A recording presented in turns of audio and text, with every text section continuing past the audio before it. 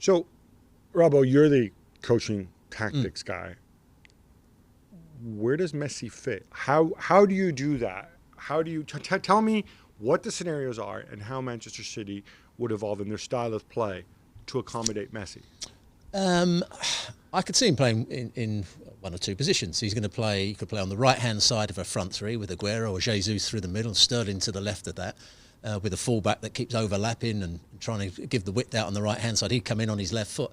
What happens off the ball? Well, that's the biggest problem for Pep Guardiola. Against most teams in the Premier League and most teams in Europe, it won't be a problem because the opposition will say, we're going to try and stop Man City, so they defend deeply and they won't be a threat on the counter-attack so much. But what you have to remember is, over the last year, Manchester City have dominated possession, probably had 70% possession in most games. But against the best teams who have got the ability to counter-attack and cause some problems going the other way, he's going to have to change somehow because they're pressing. The whole point of Pep Guardiola at Barcelona and why they were so good defence, it wasn't because of the back line. The same with when he was at Bayern, because they had midfield players playing. You think Mascherano at Barcelona, they had Martinez and Kimmich at Bayern Munich. The problem is at Manchester City, they don't press as well. He hasn't got the pressing players.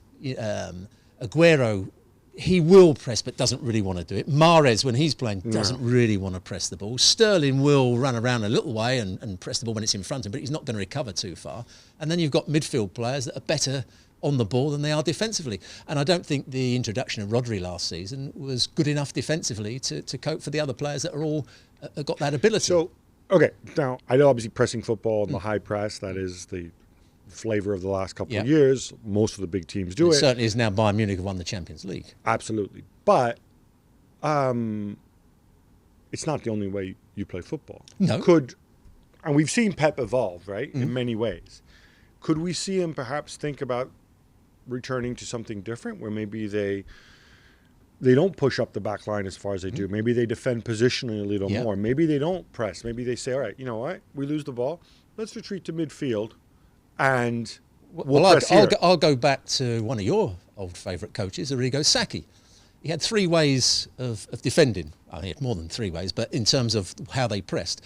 Against the weak sides, he pressed high up the field, because he didn't think they were good enough to play around them. Against the middle sides, he'd press from halfway inside the opponent's half. But against the very best sides, he only started to press on the halfway line. So they made it compact, they dropped that little bit deeper, and then they tried to win the ball back. And I think that's what, with the players, if Messi did come to Man City, the players at his disposal, he's got to make sure his team are more compact. They defend that little bit deeper. The back line, the back four, but it'd be a back three, back four, are ready to drop rather than squeeze up, because you can't squeeze up if there's no pressure on the ball.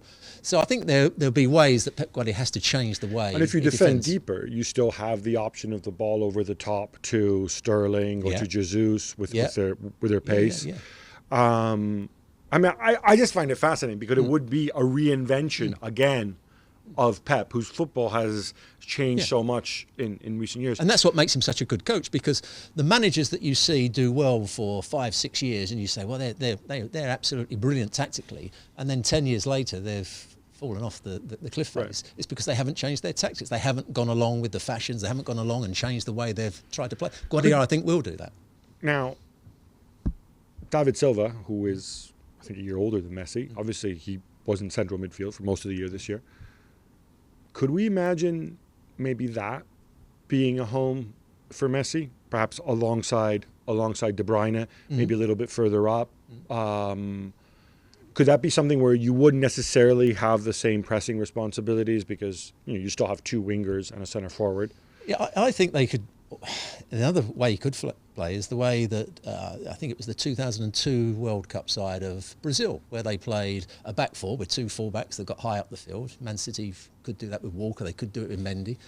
And then they have two holding midfield players, two players that are creative players in front of that, and then two centre forwards who will spin into the channels. They could certainly do that. You can't really press if you do that, though, can you? You can't really press, no. But I don't think there's any way you can press the ball with if you want De Bruyne in the side, you want Aguero in the side, you want Sterling in the side, you want Messi in the side.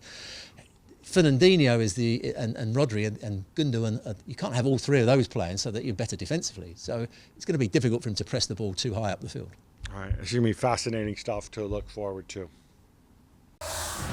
Well, thank you very much for watching ESPN on YouTube. For more sports highlights and analysis, be sure to download the ESPN app. And for live streaming, premium content, and let's not forget as well, ESPN FC 7 days a week. Subscribe to ESPN Plus.